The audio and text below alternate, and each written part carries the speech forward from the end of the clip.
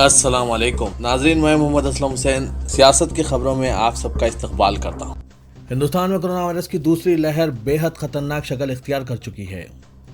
ہفتے کو ملک میں کرونا وائرس کے 4 لاکھ سے زیادہ نئے معاملے سامنے آئے ہیں۔ یہ ایک دن میں اب تک کا سب سے بڑا ریکارڈ ہے۔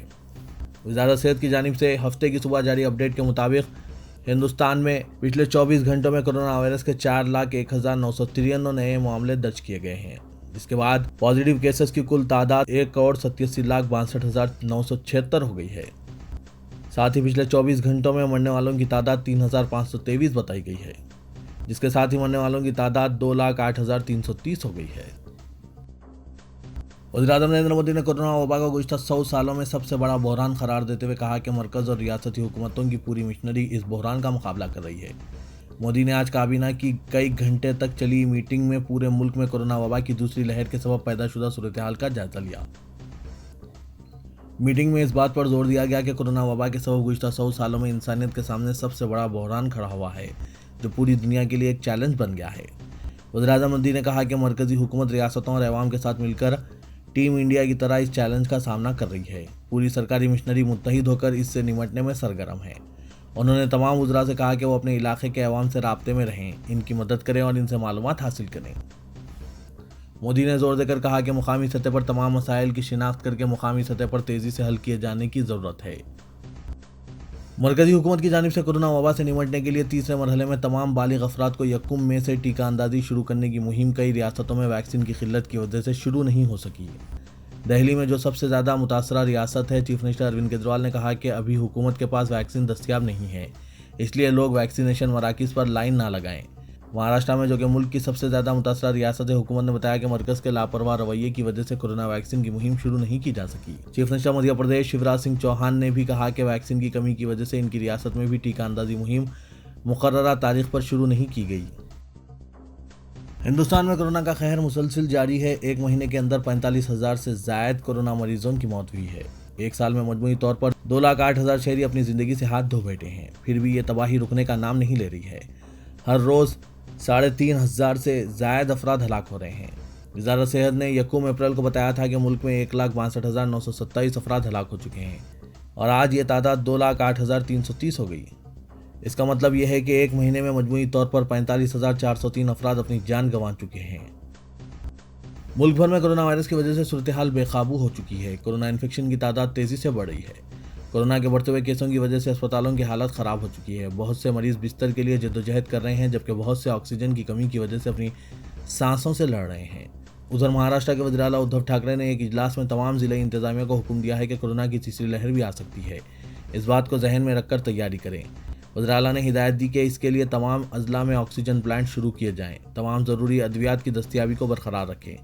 انہوں نے یہ بھی کہا کہ غریبوں کے لیے اعلان کردہ معاشی پیکیج کے فوائد ان تک پہنچنے چاہیے، اس کے لیے ضروری اقدامات اٹھائیں۔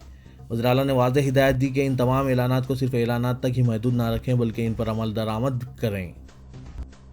اب جبکہ ہندوستان میں کورونا کی دوسری لہر انتہائی مہلک ثابت ہو رہی ہے، وہیں شہری ہوابازی کے ڈائریکٹر جنرل نے بین الاقوامی پروازوں پر امتناع کو 31 مئی تک بڑھا دیا، جبکہ یہ امتناع 30 اپریل کو ختم ہونے والا تھا۔ ڈی جی سی اے نے البتہ ایک خصوصی سرکولر جاری کرتے ہوئے یہ وضاحت کی کہ بعض چنندہ روٹس پر بین الاقوامی پروازیں چلائی جائیں گی۔ ایسے کارگو آپریشنز بھی متاثر نہیں ہوں گے جنہیں شہری ہوابازی ریگولیٹر کی جانب سے پہلے ہی منظوری مل چکی ہو۔ یہاں اس بات کا تذکرہ ضروری ہے کہ گزشتہ سال مارچ سے بین الاقوامی پروازوں کا سلسلہ مسدود کر دیا گیا ہے، تاہم گزشتہ سال مئی سے ہی وندے بھارت مشن کے تحت بین الاقوامی پروازیں ایئر ببل کے تحت جاری ہے، جس کا سلسلہ کچھ مخصوص ممالک کے لیے گزشتہ سال جون سے شروع کیا گیا تھا۔ حالیہ دنوں میں نئی دہلی میں کورونا وائرس کے معاملے بڑھنے کے بعد آسٹریلیا نے ہندوستان کے لیے اپنی تمام پروازوں کو روک دینے کا اعلان کیا ہے، جبکہ کینیڈا، یو اے ای اور برطانیہ نے بھی ہندوستان کے لیے اور ہندوستان سے اپنی پروازوں کو بند کر دیا ہے۔ کووڈ-19 کی دوسری لہر کو قومی بحران قرار دیتے ہوئے سپریم کورٹ نے خبردار کیا کہ وہ مدد مانگنے والے لوگوں اس مفروضے کے تحت خاموش نہ کریں کہ وہ انٹرنیٹ پر جھوٹی شکایتیں کر رہے ہیں۔ عدالت عظمیٰ نے مرکز کو ہدایت دی کہ وہ سب کے لیے ٹیکہ اندازی کا ایک قومی ٹیکہ اندازی ماڈل اختیار کرے اور اس معاملے کو خانگی ویکسینیشن کمپنیوں پر نہ چھوڑا جائے کہ ریاستوں کا کوٹا کتنا ہونا چاہیے۔ ملک کی سب سے بڑی عدالت نے واضح کر دیا کہ سوشل میڈیا پر اگر کوئی مدد مانگتا ہے اور اسے خاموش کر دینے کی کوشش کی جاتی ہے تو اس کوشش کو تحقیر عدالت مانا جائے گا۔ جسٹس ڈی وائی چندرچوڑ کی بینچ نے کہا کہ ہمیں عوام کی آواز سننی چاہیے۔ بینچ نے مرکز، ریاستوں اور تمام ڈی جی پی سے کہا کہ وہ ایسے کسی بھی شخص کے خلاف کارروائی نہ کریں جو سوشل میڈیا پر آکسیجن، بیڈ یا ڈاکٹروں کی قلت جیسے مسائل پر میسج پوسٹ کرتا ہو۔ ایسے میسیجز کو افواہیں پھیلانا نہ سمجھا جائے۔ مصیبت زدہ شہریوں کی ایسی پوسٹ کے خلاف اگر کارروائی ہوتی ہے تو سپریم کورٹ اسے تحقیر عدالت مانے گی۔ ہندوستان میں تیزی سے پھیلتے کورونا وائرس کی دوسری لہر اور بعض حصوں میں تیسری لہر نے دنیا کے مختلف ملکوں کو بھی خوفزدہ کر دیا ہے۔ امریکہ، جو پہلی لہر میں دنیا کا سب سے زیادہ متاثرہ ملک رہا، اس نے اب اپنے شہریوں کو سختی سے مشورہ دیا ہے کہ وہ ہندوستان کو جلد از جلد چھوڑ دیں، جہاں کووڈ کا بحران شدت اختیار کرتا جا رہا ہے۔ ہندوستان میں پچھلے 24 گھنٹوں میں 4 لاکھ سے زیادہ نئے کورونا کیسز سامنے آئے ہیں۔ اموات بھی تیزی سے بڑھ رہی ہے۔ علاوہ ازیں فعال معاملے ہر گزشتہ دن کے ساتھ بڑھ رہے ہیں۔ امریکی اسٹیٹ ڈپارٹمنٹ نے لیول 4 کی ٹریول ایڈوائزری جاری کی ہے، جو اعلیٰ ترین سطح کی ایڈوائزری ہوتی ہے۔ امریکی شہریوں کو مشورہ دیا گیا ہے کہ ہندوستان کا سفر نہ کریں اور جو بھی وہاں موجود ہے وہ فوری ملک چھوڑ دیں۔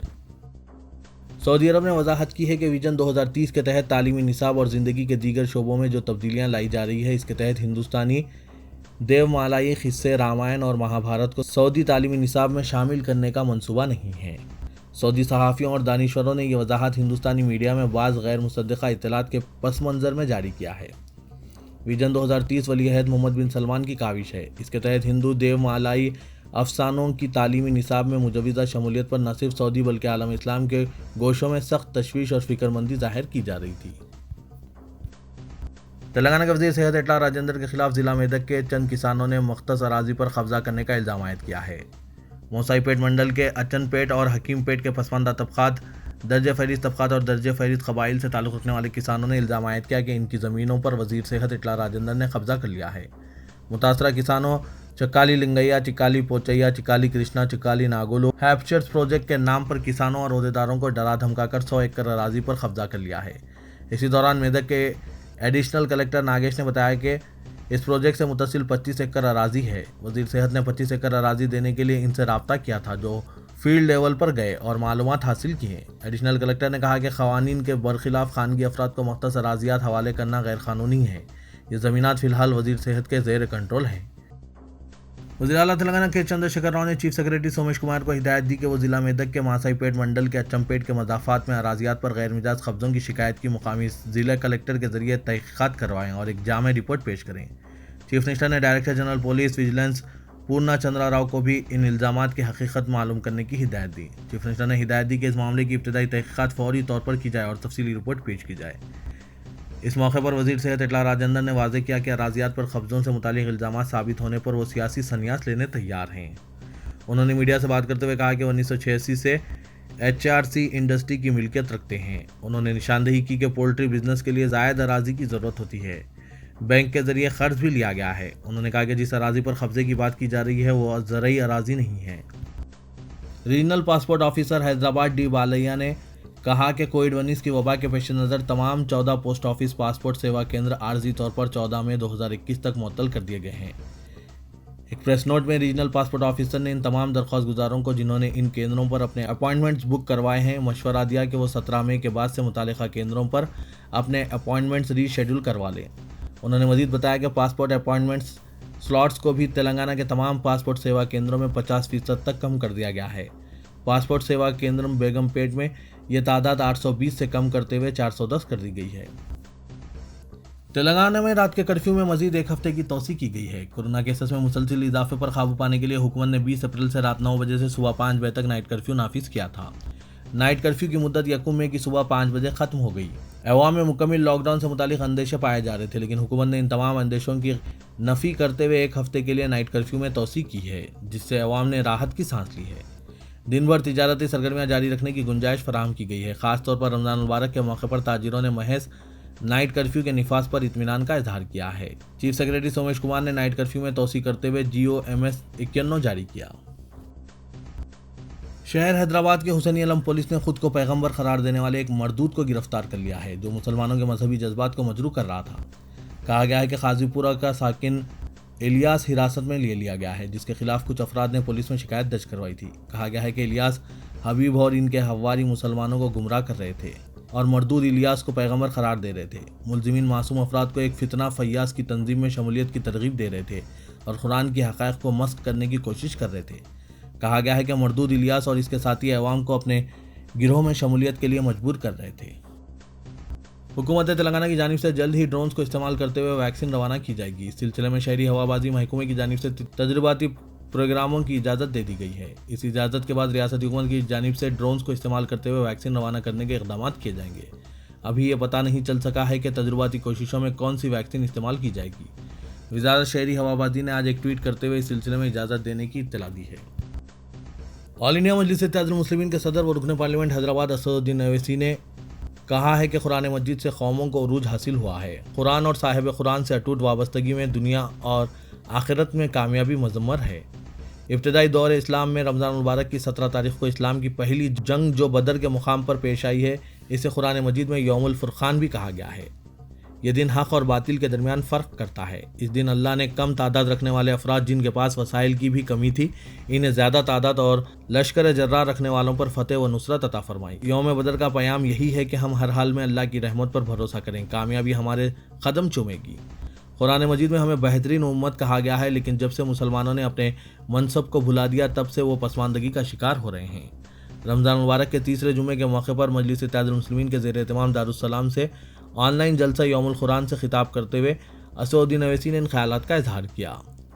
کووڈ کے خراب حالات کی وجہ سے جلسہ یوم القرآن کا آن لائن اہتمام کیا گیا۔ کمشنر پولیس حیدرآباد انجنی کمار نے سینٹرل زون کے حدود میں 250 سی سی ٹی وی کیمروں کا کمیونٹی سی سی ٹی وی پروجیکٹ کے تحت افتتاح کیا۔ اس موقع پر خطاب کرتے ہوئے انجنی کمار نے کہا کہ یہ سی سی ٹی وی کیمرے پولیس کے لیے کافی فائدہ مند ثابت ہو رہے ہیں۔ انہوں نے کہا کہ میٹروپولیٹن شہروں میں سی سی ٹی وی کیمروں کی تنصیب کے ذریعے سیکورٹی میں اضافہ کیا جا رہا ہے۔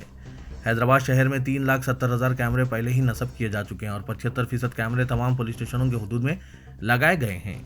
ہندوستان میں حیدرآباد کی طرح کہیں بھی اتنی بڑی تعداد میں یہ کیمرے نہیں لگائے گئے ہیں۔